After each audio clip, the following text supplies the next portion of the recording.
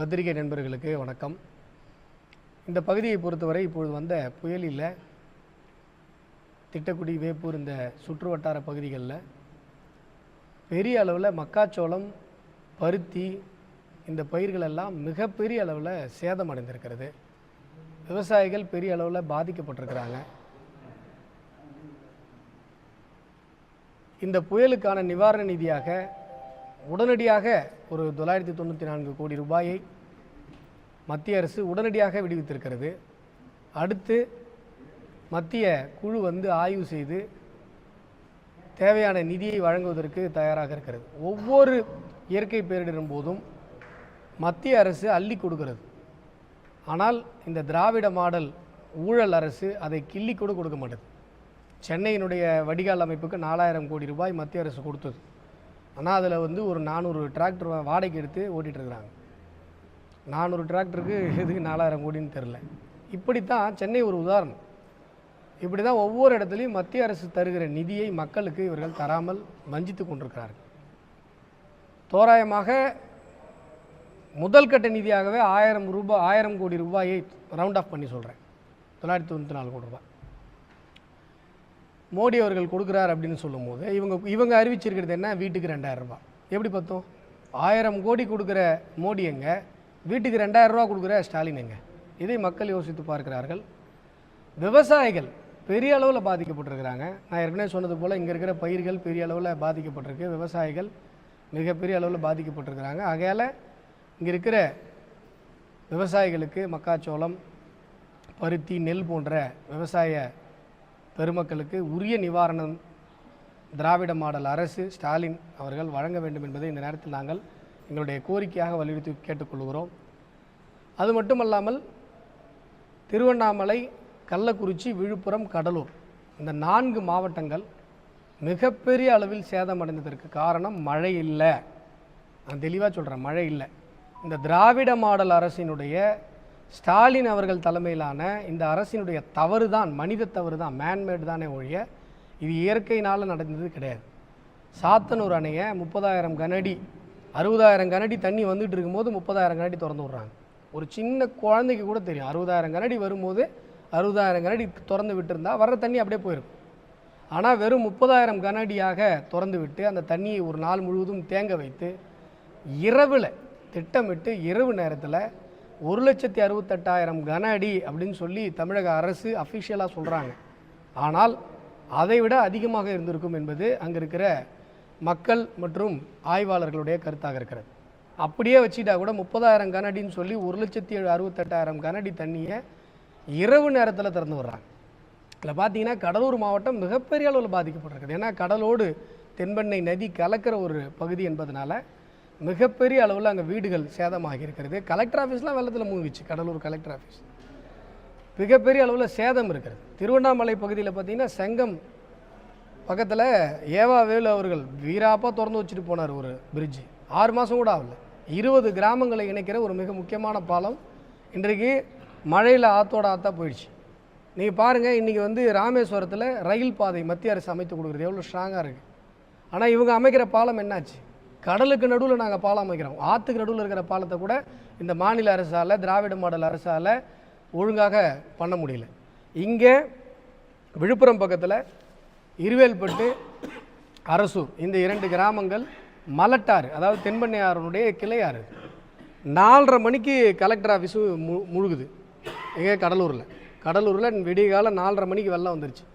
அதற்கு பிறகு அதிகாரிகள் முழித்து கொண்டு தகவல் கொடுத்துருந்தால் கூட மலட்டாறு கிளையாறில் இருக்கிற இருவேல்பட்டு, அரசூர் கிராமத்தை காப்பாற்றிருக்க முடியும்.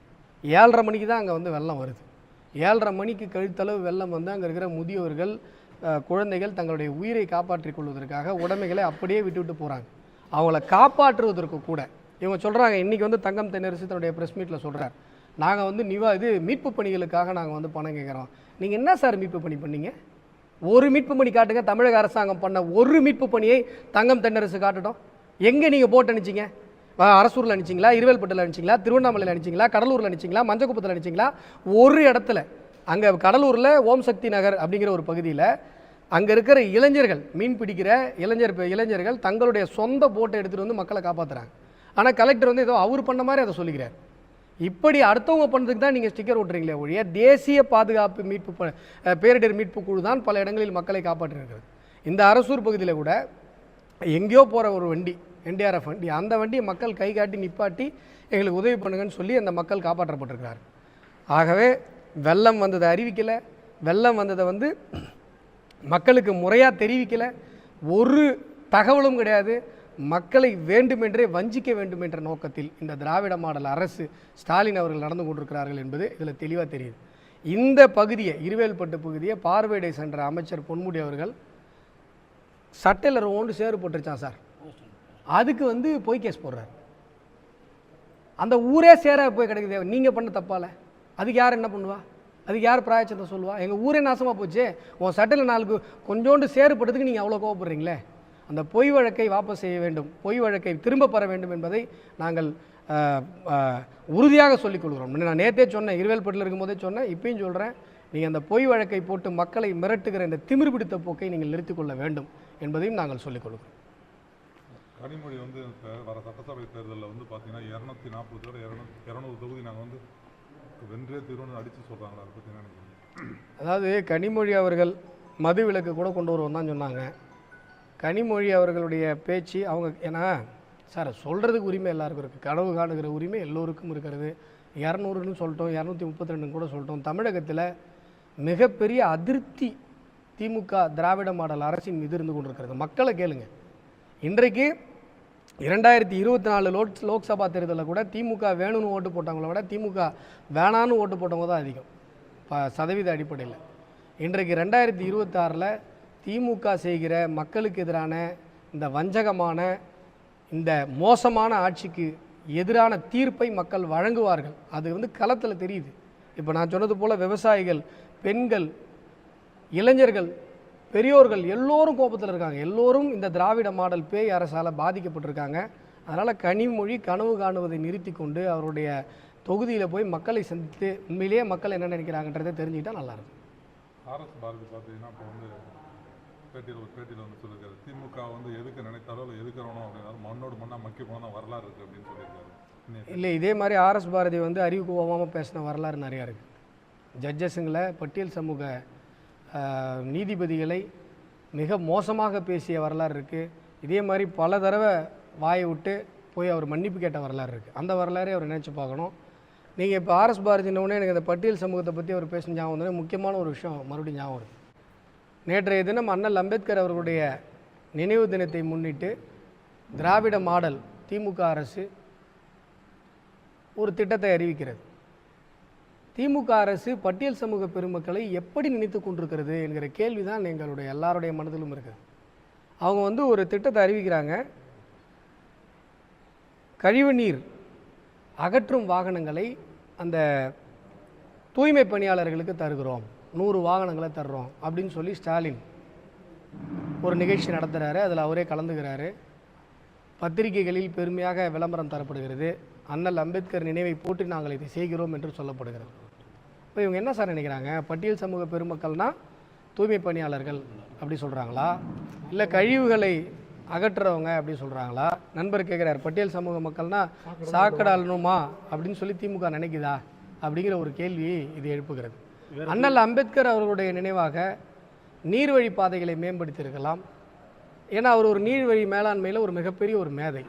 பொருளாதாரத்தில் பல சீர்திருத்த திட்டங்களை அறிவித்திருக்கலாம். ஏன்னா அவர் ஒரு பொருளாதார மேதை.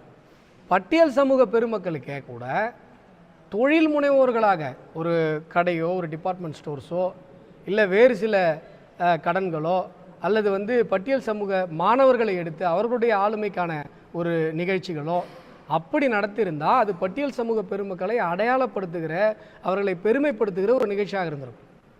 அப்போ என்ன இந்த திராவிட மாடல் சொல்ல நினைக்குது அப்படின்னு சொன்னால், பட்டியல் சமூகம் என்றால் தூய்மை பணியாளர்கள், பட்டியல் சமூகம் என்றால் கழிவுகளை அகற்றுவர்கள், இப்படி சொல்லக்கூடிய ஒரு மோசமான ஒரு ஜாதி வெறி தத்துவத்தை திராவிட மாடல் மறைமுகமாக போதிக்கிறது. இது பட்டியல் சமூக மக்களை இழிவுபடுத்த வேண்டும் என்கிற ஒரு நோக்கத்தோடு, அவர்கள் மீதான ஒரு பிம்பத்தை குறைத்து மதிப்பிடுவதற்கான ஒரு நோக்கத்தோடு செய்யப்பட்டிருக்கிறது என்பதை நாங்கள் இங்கு வன்மையான கண்டனங்களோடு பதிவு செய்கிறோம். இது மாதிரியான போக்கை திமுக நிறுத்தி கொள்ள வேண்டும். பட்டியல் சமூக மக்களை அவமானப்படுத்துகிற, பட்டியல் சமூக மக்களை இழிவாக நினைக்கிற இந்த போக்கை, ஏன்னா ஏற்கனவே தயாநிதி மாறன் வந்தார் அதிமுக பீரியடில் சீஃப் செக்ரட்டரி பார்த்துட்டு, சீஃப் செக்ரட்டரி அவருக்கு மரியாதை கொடுக்கலையா? எப்படி சார் சொல்லணும்? சார் சீஃப் செக்ரட்டரி எங்களுக்கு மரியாதை கொடுக்கல சார் அப்படி சொல்லணும். நாங்கள் என்ன 4ஆம் தர குடிமக்களா, நாங்கள் என்ன தாழ்த்தப்பட்டவர்களா அப்படின்னு கேட்குறாரு. அப்போ என்ன அர்த்தம்? தாழ்த்தப்பட்டவர்கள்லாம் மரியாதை கொடுக்கக்கூடாதுன்னு அர்த்தமா? தாழ்த்தப்பட்ட பெருமக்கள் அப்படின்னு சொன்னால், பட்டியல் சமூக பெருமக்கள் அப்படின்னு சொன்னால் அவங்களுக்கு மரியாதை கொடுக்கக்கூடாதுன்றது விதி என்று தயாநிதி மாறன் கருதுகிறாரா? இந்த திராவிட மாடலுடைய வரலாறு இப்படித்தான் இருக்கிறது. நேற்றைக்கு நடந்த அண்ணல் அவர்களுடைய நினைவு நாள் நிகழ்ச்சி என்பது பட்டியல் சமூக பெருமக்களை அவமானப்படுத்த வேண்டும் என்கிற நோக்கத்தோடு இவர்கள் செய்திருக்கிறார்கள். நீங்கள் ஒரு பக்கம் ஒரு விஸ்வகர்மான்ற ஒரு நல்ல திட்டத்தை குலக்கல்வி திட்டம்ன்றீங்க. இங்கே எவ்வளோ மர வேலை செய்பவர்கள், தங்க வேலை, வெள்ளி வேலை, முடி திருத்துபவர்கள், மண்பாண்டங்கள் செய்பவர்கள், எவ்வளோ தொழிலாளர்கள் தமிழகத்தில் இருக்காங்க. அவங்க எல்லாத்துக்கும் ஒரு மிகப்பெரிய வரப்பிரசாதமாக இருக்கிற ஒரு திட்டத்தை நீங்கள் குலவழி திட்டம் என்று நீங்கள் நிறுத்தி வைக்கிறீங்க. ஆனால் பட்டியல் சமூக மக்கள் குப்பாளணும், பட்டியல் சமூக மக்கள் கழிவை அகற்றணும் அப்படின்னு சொல்லி நீங்கள் ஒரு விழா நடத்துறீங்க. இது எவ்வளோ மோசமான ஒரு போக்கு. ஆகையால் இதற்கு பாரதிய ஜனதா கட்சியின் சார்பாக நாங்கள் கடுமையான கண்டனங்களை தெரிவித்துக் கொள்கிறோம்.